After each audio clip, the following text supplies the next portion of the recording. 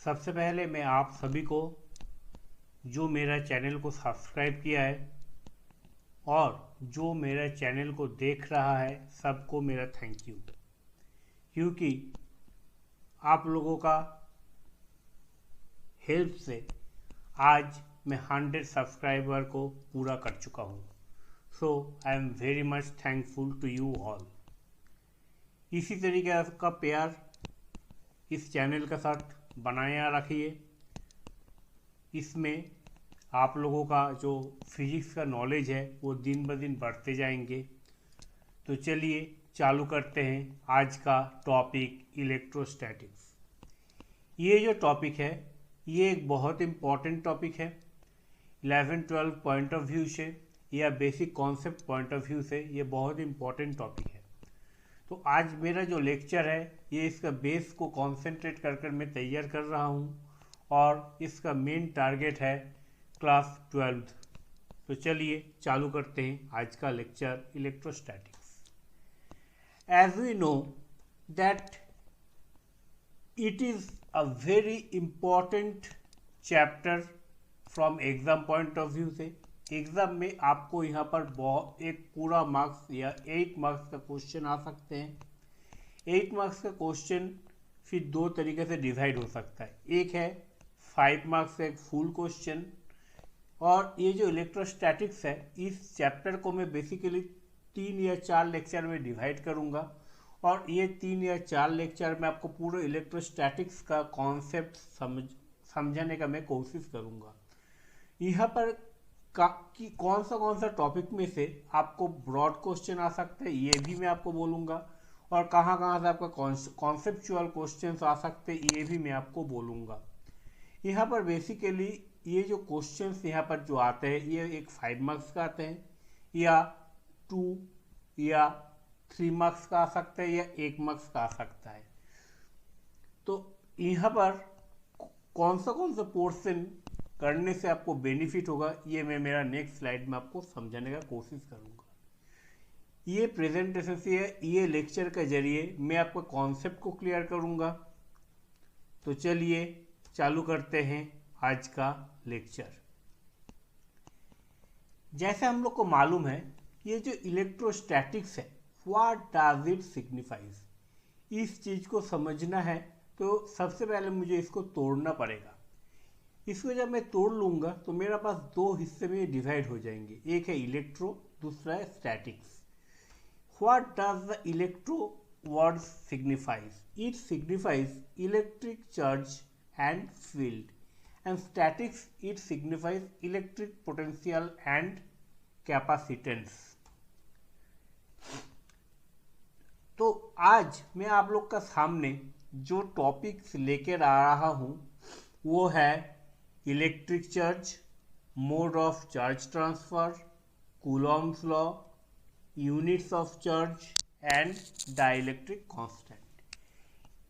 ये जो टॉपिक्स है यहाँ से जो कूलॉम्स लॉ जो रेड मार्क किया हुआ है it is a very important topic. यहाँ पर आपको 3 या 5 मार्क्स का एक क्वेश्चन पूछा जा सकता है।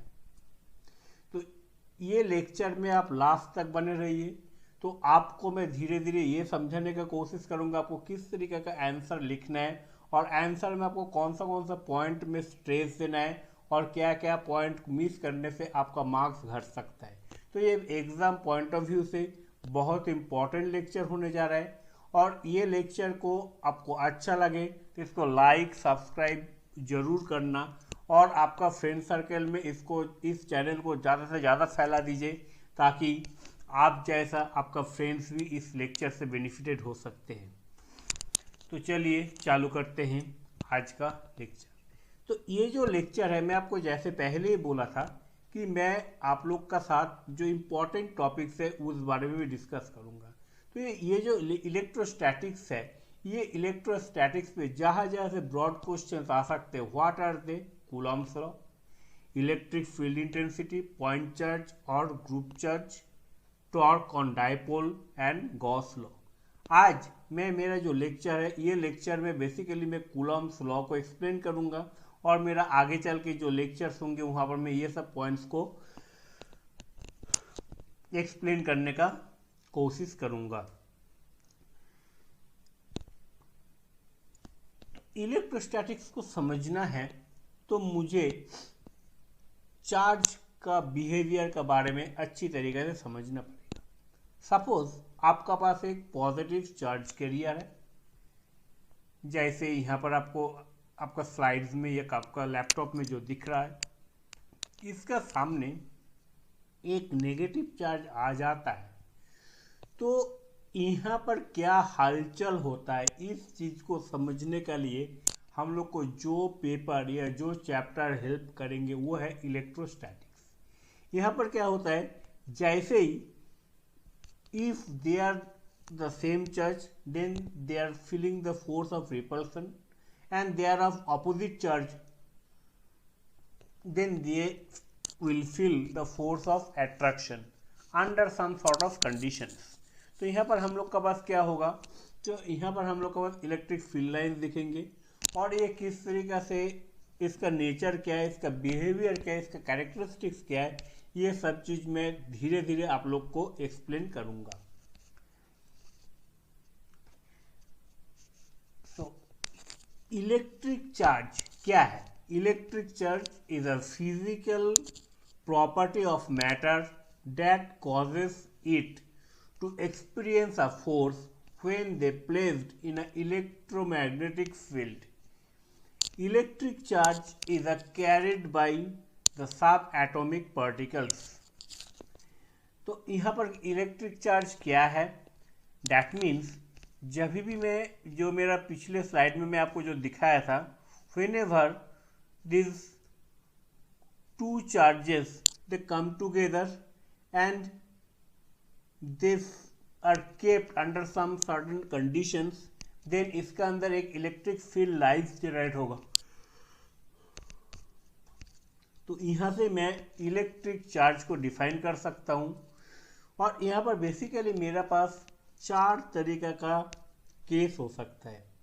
जैसे electron it has a negative charge, proton it has a positive charge. ये जो प्रोटॉन है, प्रोटॉन इलेक्ट्रॉन का number of protons and number of electrons they are same, so they repel each with other, that means they एक दूसरे को cancel out करते हैं और इसका चार्ज न्यूट्रल हो जाता है। ये दोनों मेंबर छोड़ के एक एटॉमिक स्ट्रक्चर या मॉलिक्यूलर स्ट्रक्चर में न्यूट्रॉन का भी प्रेजेंस रहता है और ये सब electrons, basically the electrons they are evolving around the nucleus. ये आप लोग धीरे धीरे आगे चलकर देखेंगे। बेसिकली यहाँ पर क्या होता है, यहाँ पर अभी तक तो हम लोग चार्ज के बारे में पढ़ाई किया, लेकिन ये चार्ज किस तरीके से कैरी फॉरवर्ड होते हैं। दैट मीन्स हम लोग, जैसे मुझे यहाँ से स्कूल जाना है तो मैं पैदल चल के, साइकिल, स्कूटी, बाइक या बस से हम लोग चलते हैं। इसी तरीके से यहाँ पर जो चार्ज का जो कैरियर्स है, ये जो चार्ज जो एक जगह से दूसरे जगह ट्रांसफर होता है, how they are transforming themself from one position to another position. तो ये चीज़ हम लोग समझने का कोशिश करेंगे। इसके लिए हम लोग के पास 2 तरीके का फिनोमेनन होता है। तो चलिए देखते हैं कैसे ये चार्ज ट्रांसफर पॉसिबल है। जैसे सपोज ये एक पार्टिकल है जिसके अंदर कोई भी चार्ज नहीं रहता। जैसे कोई भी आपका सामने जो मोबाइल है, जो पेन है, जो बुक है, वो सब में कोई चार्ज नहीं फील करते हम लोग, इसलिए इस तरीके का मटेरियल को बोला जाता है neutral material. Now I am considering a rod type of material it is coming, or another type of material it is coming which is having negative charge। ये एक न्यूट्रल ऑब्जेक्ट है, इसका सामने मैं एक ऑब्जेक्ट को लाया जिसका अंदर negative, which is negatively charge, जिसका अंदर नेगेटिव चार्ज से भरा पड़ा है। अब ये जो न्यूट्रल पार्टिकल जो है, ये न्यूट्रल चार्ज पार्टिकल जो है, ये किस तरीके से चार्ज होता है, इस चीज को मैं समझने का कोशिश करता हूँ या समझाने का आपको कोशिश करता हूँ। When they come in contact with other, then what happened, then this negative charge or the electrons, they will come towards the neutrally charged particles, और इसका अंदर जो होगा, इसका अंदर जो चार्ज है ये न्यूट्रल हो गया।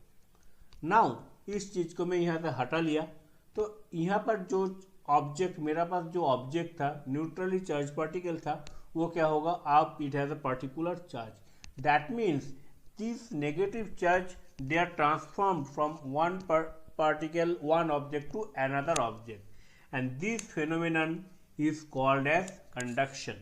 तो कंडक्शन आपको समझ में आ गया। यहाँ पर क्या है, ये पहले एक न्यूट्रल पार्टिकल था और उसके बाद एक नेगेटिवली चार्ज पार्टिकल आया। जब वो एक दूसरे के साथ टच करेंगे तो क्या होगा, वो जो नेगेटिवली चार्ज पार्टिकल है दे कम टुवर्ड्स द फर्स्ट ऑब्जेक्ट, फिर सेकेंड ऑब्जेक्ट को मैं जैसे ही हटा लेता हूँ तो वहाँ पर मेरा पास ये जो नेगेटिवली चार्ज पार्टिकल है it is trapped into the first object और द फर्स्ट चार्ज पार्टिकल। तो ये जो फिनोमिनन है, इस फिनोमिनन को हम लोग बोलते हैं कंडक्शन। तो ये चीज़ आपको छोटा क्वेश्चंस में 1 या 2 मार्क्स का क्वेश्चन में पूछा जा सकता है, what do mean by conduction. Now हम लोग चलते हैं और एक तरीका का फिनोमिनन को समझने का लिए। तो चलिए देखते हैं यहाँ पर क्या होता है। पिछले केस में क्या हुआ था, पिछले केस में एक दूसरे का टच में आया था। अभी देखिए क्या होता है। Similar, it is a neutral particle, neutrally charge particle, it is situated over here. इसके साथ एक पार्टिकल आया, it could be positive, it could be negative. मैं इस केस में इसको पॉजिटिवली चार्ज पार्टिकल एज्यूम किया। जैसे ही पॉजिटिवली चार्ज पार्टिकल इसके पास आया, फिर क्या हुआ, व्हेन दे कम क्लोजर, यहाँ पर टच नहीं होगा, there is some sort of distance, it should be kept in mind. जब ये थोड़ा सा डिस्टेंस में आ जाएगा तो क्या होगा, इसके अंदर पॉजिटिवली चार्ज पार्टिकल है, तो यहाँ पर क्या होगा, द नेगेटिवली चार्ज पार्टिकल इसका अपोजिट साइड में आ जाएंगे, और ये जो चार्ज पार्टिकल है नेगेटिवली चार्ज पार्टिकल का अपोजिट साइड में पॉजिटिवली चार्ज पार्टिकल्स आ जाएंगे।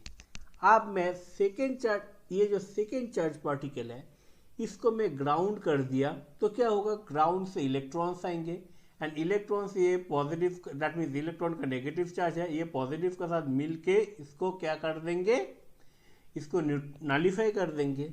और फिर मैं इसको ग्राउंड को हटा लिया, फिर मैं ग्राउंड को हटा लिया, तो मेरा पास क्या हो जाएगा, एक नेगेटिवली चार्ज पार्टिकल जनरेट हो जाएंगे। देखिए पहले ये न्यूट्रल था, अब ये नेगेटिवली चार्ज हो गया with the influence of this positively charge particle. तो ये जो फिनोमिनन है, इस फिनोमिनन को क्या बोला जाता है, इस फिनोमिनन को बोला जाता है इंडक्शन। तो this two are the very important topic from short question point of view, या कभी ना कभी आपको ओरल वगैरह में भी आपको पूछा जा सकता है, what do mean by conduction and what do mean by induction, और what are the mode of transfer of charge. तो चलिए अभी हम लोग जो टॉपिक डिस्कस करने जा रहे हैं वो टॉपिक है कूलॉम्स लॉ। जैसे मैं आपको पहले भी बोला था, कूलॉम्स लॉ एक बहुत इंपॉर्टेंट टॉपिक है और आपको ये एग्जाम में आ सकते हैं, और यहाँ पर आपको 2-3 टॉपिक को ध्यान रखना पड़ेगा। जो टॉपिक आप लोग एग्जाम में लिख के नहीं आते तो आपका मार्क्स घट जाता है। सबसे पहले कोई भी लॉज को आप जब एक्सप्लेन करेंगे तो there is some sort of basic assumptions, कुछ हम लोग उसको एज्यूम कर लेते हैं। तो यहाँ पर हम लोग क्या एज्यूम कर रहे हैं, suppose Q1 and Q2, these two are the charged particle, they are separated by a distance d। ये जो d डिस्टेंस है ये कोई कोई बुक में r से भी रिप्रेजेंट किया जा सकता है, तो डोंट गेट कंफ्यूज्ड, ये जस्ट नोटेशन का चेंज है, ठीक है, लेकिन इसके स्टेटमेंट आपको एज इट इज रखना है, इस बारे में आपको ध्यान रखना है। और ये जो इसका जो रेडियस जो है और इसका जो साइज है, this size of the charged particle they are negligible, they are very small in comparison to D. इसलिए हम लोग क्या करते हैं, ये जो size of the charge particle, इसको हम लोग नेग्लेक्ट करते हैं। तो what are the assumptions?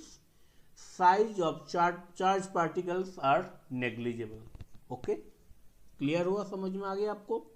Now what the laws signifies, what the laws tells us? Q1 and Q2 ये दोनों चार्ज पार्टिकल है, they are separated by a distance d and the force of attraction or the repulsion between them is F. So F is directly proportional to Q1 Q2 and inversely proportional to d square. That means F is proportional to Q1 Q2 by d square.